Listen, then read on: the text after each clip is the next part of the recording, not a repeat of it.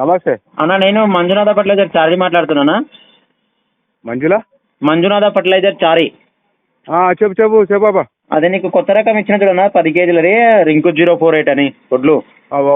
మంచిగా ఉందా? మంచిగానే ఉంది. వేరే దాంతో పోలిస్తే ఇది ఎట్లా ఉంది?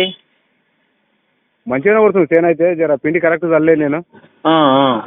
అట్లా తేడా ఆడగా అనిపిస్తుంది. ఒక్కసారి సార్ మాట్లాడతారు చూడు, ఆ కంపెనీ సార్ మాట్లాడతారు. ఒక్కసారి మాట్లాడు. ఫ్రీ ఉన్నావా? ఫ్రీ ఉన్నా. మాట్లాడు. నమస్తే అండి నరసింహ గారు. నమస్తే సార్.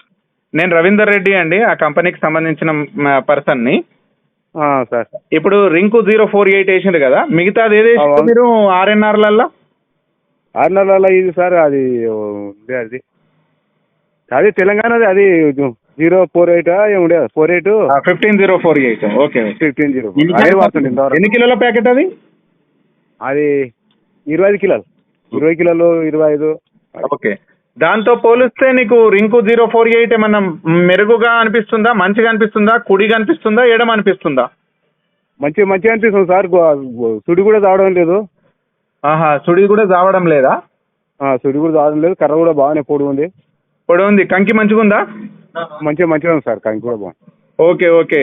ఎన్ని ఎకరాలకు వేసినావా? ఎన్ని ఎకరాలకు వేసినావు ఇది? ఇది 4 ఎకరాలు చెప్పలే నీకు. అయితే ఇది మొత్తం కట్టింగ్ అయిపోయాక సపరేట్ కట్టింగ్ చేపియాను. ఇది ఎన్ని ట్రాక్టర్లు అయింది మళ్ళీ మాకు చెప్పాలి.